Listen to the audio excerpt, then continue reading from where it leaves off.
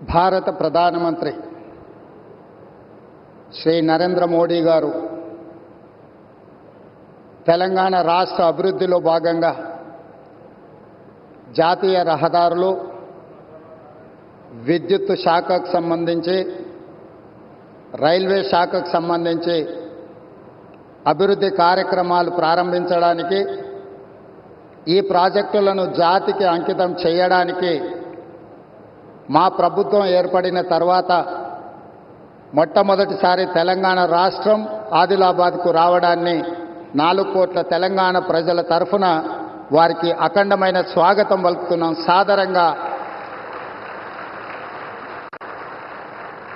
సాదరంగా తెలంగాణ అభివృద్ధిలో సహకరించినందుకు వారికి రాష్ట్రం తరఫున కృతజ్ఞతలు తెలియజేస్తున్నాం. ఈరోజు జాతీయ రహదారులు, ఎన్టీపీసీ పవర్ ప్రాజెక్ట్ ఏదైతే ఉన్నదో, స్టేట్ రీఆర్గనైజేషన్ యాక్ట్ 2014 ప్రకారము 4000 మెగావాట్ల విద్యుత్ ఉత్పత్తి సామర్థ్యాన్ని ప్రారంభించాల్సి ఉంటే, గత ప్రభుత్వం తీసుకున్న నిర్ణయాలతో ఈరోజు 1600 మెగావాట్ల విద్యుత్తు మాత్రమే ఈ 10 సంవత్సరాలలో ఉత్పత్తి చేసే పరిస్థితి వచ్చింది.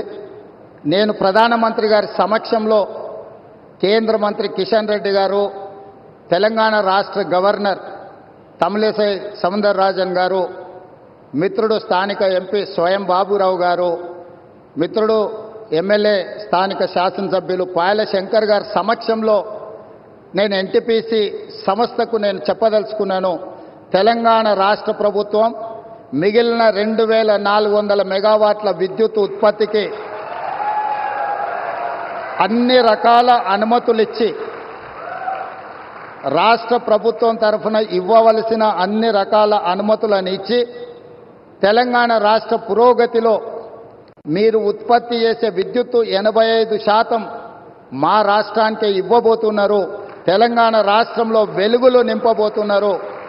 సంపూర్ణంగా మా ప్రభుత్వం ఎన్టీపీసీ సంస్థకు సహకరించి ఈ కార్యక్రమాన్ని ముందుకు తీసుకెళ్తామని చెప్పి వేదిక మీద నుంచి నేను మీకు చెప్పదలుచుకున్నాను.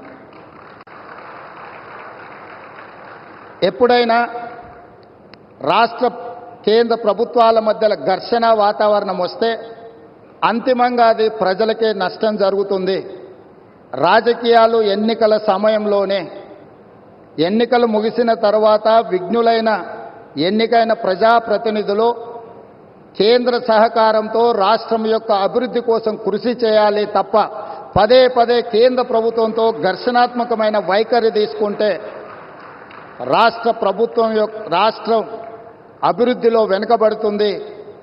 ఈ అంశాలని పరిగణలోకి తీసుకొని మా ప్రభుత్వం ఏర్పడిన వెంబడే ప్రధానమంత్రి గారు సమయం తీసుకొని రాష్ట్రంలో 2014 పునర్విభజన చట్టంలో పొందుపరిచిన అంశాలనే కాకుండా రాష్ట్ర అభివృద్ధికి సంబంధించిన చాలా విషయాలు ప్రధానమంత్రి గారి దృష్టికి తీసుకెళ్ళినాము.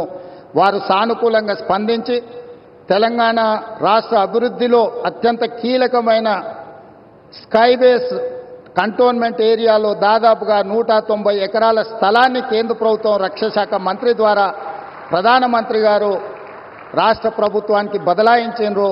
వారికి రాష్ట్ర ప్రభుత్వం తరఫున కృతజ్ఞతలు తెలియజేస్తున్నాం.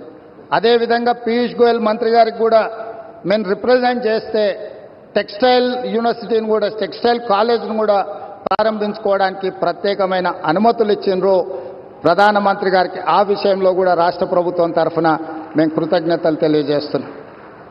మా వైపు నుంచి ఎలాంటి భేషజాలు లేకుండా రాజ్యాంగబద్ధ సంస్థలు, గవర్నర్ వ్యవస్థ కానీ, జ్యుడిషియల్ వ్యవస్థ కానీ, ప్రజల చేత ఎన్నుకోబడ్డ కేంద్ర ప్రభుత్వంతో ఇలాంటి ఘర్షణాత్మకమైన వైఖరిని మేము తీసుకోము. రాష్ట్ర అభివృద్ధిలో వాళ్ళను సంప్రదించి రాష్ట్రాన్ని ముందుకు తీసుకెళ్లడానికి అవసరమైన కార్యాచరణతోనే ముందుకు వెళ్తాము అని చెప్పి ఈ సందర్భంగా మీకు అందరికి తెలియజేస్తున్నా. नरेंद्र मोदी जी हमारे हिसाब से प्रधानमंत्री का मतलब हमारे बड़े भाई के जो मदद रहे तो ही हर प्रदेश के मुख्यमंत्री उनके क्षेत्र में वो कुछ तरक्की कर सकता है, कुछ डेवलपमेंट को आगे ले सकता है।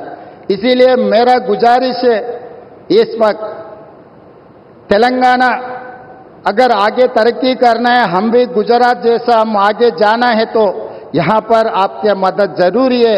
अगर आपका जो सोच है 5 ट्रिलियन इकोनॉमी, 5 ट्रिलियन इकोनॉमी हम रीच होने के लिए इंडिया में 5 मेट्रोपॉलिटन सिटीज है, Delhi, Mumbai, Bangalore, Chennai, Hyderabad. Hyderabad is one of the metropolitan city. We wanted to contribute to your 5 trillion economy system.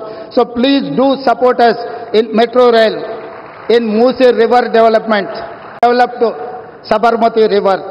We wanted to develop our Musi River all along with Hyderabad, which is 55 kilometers is there, which is, we wanted to regenerate our Musi River. All I need is your support. And moreover, we wanted to establish semiconductor industry. Recently, I have seen the government of India has announced for this encouragement and subsidies, incentives. Hyderabad is the place for semiconductor unit. Please support us. We are there to contribute for 5 trillion economy. आपके मदद से हम लोग irrigation sector में, खासकर आदिलाबाद, ये Adilabad district ऐसा जगह है, ये वीरों का धरती है। रामजी गोंड, कोमरम भीम, यहीं से हम लोगों को एक रास्ता दिखाए, ये जो परिवार के खिलाफ या नहीं तो जो जबरदस्ती कर रहा है लोगों के ऊपर, उनके खिलाफ लड़ने के लिए, आवाज उठाने के लिए ये आदिलाबाद से हमारे लिए एक स्फूर्ति है। ये Adilabad complete backward dry prone district. Adilabad अगर इनके यहां पर पानी देना है तो तुम्मिडिहेट्टी इरिगेशन प्रोजेक्ट हम लोग बनाना है।